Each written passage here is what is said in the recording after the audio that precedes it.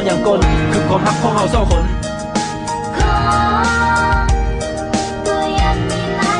คนก็ยังมีหลายใจความรักก็ต้องเปลี่ยนไป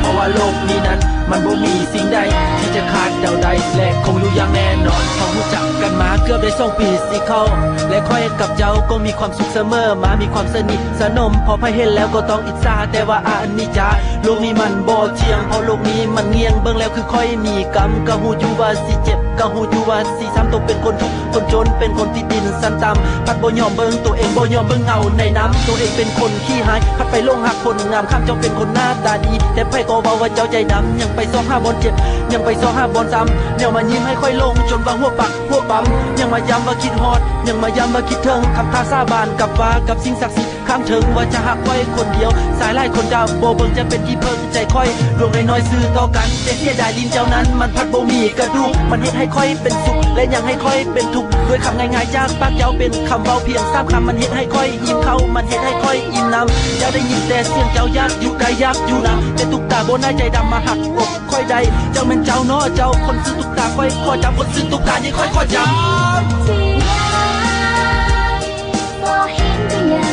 น้ำโซหินก็ยังกลคือความรักของเราสองคน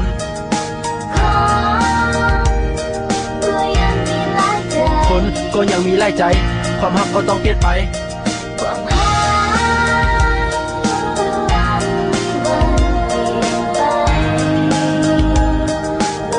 เพราะว่าโลกนี้นั้นมันบ่มีสิ่งใดที่จะขาดเดาใดและคงอยู่อย่างแน่นอนเขาว่าปลูกมะพร้าวเขาก็จะได้มะพร้าวคนเขาว่าปลูกมะฝักเขาก็จะได้มะฝักแต่ว่าค่อยปลูกดอกหักคือมาได้ดอกสอกซ้ำคือมาได้ดอกเสียใจคือมาได้ดอกน้ำตาไหลคือมาได้ดอกหัวใจแตกคือมาได้ดอกหัวใจแลกคือมาได้ดอกสูญหายคือมาได้ดอกนางไห้คือมาได้ดอกเข้าจากกันคือมาได้ดอกเข้าหันหลังใส่คือบ่เห็นสีได้ดอกอันดอกหักที่สดใสอันดอกเขาสองคนหักกันบ่มีเบื่อหน่ายอันดอกเขาอยู่คู่ฟ้าค่อยเจ้าจนเท่าแก่สาระคือว่าหันแหละอันนี้จ้าเจ้าพัดมาพันเปลี่ยนค่อยหักเจ้าคือ4 บาทแต่ว่าบ่สู้เงินเรียนเศรษฐีมีเงินเข้าซื้อหักซื้อได้ทั้งเจ้าทั้งใจค่อยมีแห่งหักบ่สู้แห่งเงินเลยทึกเจ้าเหมือนหน้าเศร้าถ้าศาสนามีจริงก็อย่าได้เจออย่าได้พบศาสนี้ค่อยเจ็บไล่แล้วส่วนศาสนาค่อยข้อลบถ้าเจ้าเกิดอยู่หน้า6ค่อยจะข้อไปสวรรค์ถ้าเจ้าเกิดอยู่สวรรค์ค่อยจะข้อลงหน้า6ทึกเจ้าฮ้อนตัวฮ้อนกายแต่บ่ฮ้อนใจคือหักเจ้าค่อยข้อหยุดข้อเศร้าหากคนไล่ใจนี้ค่อยข้อจบหมดได้เบาใส่เศร้าได้เบาใส่ตุกตาจีค่อยคุมตรงงดงามแต่ใจดำตุกตาชื่อไว้ว่าเจ้าใจดำตรงงดงามแต่ใจดำตุกตาชื่อไว้ว่าเจ้าใจดำตุกตาชื่อไว้ว่าเจ้าใจดำ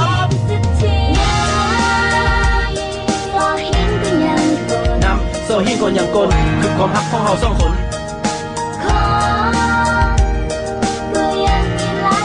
คนก็ยังมีหลายใจ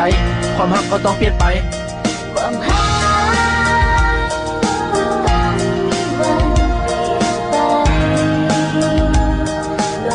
เพราะว่าโลกนี้นั้นมันบ่มีสิ่งใดที่จะขาดเดาใดและคงอยู่อย่างแน่นอน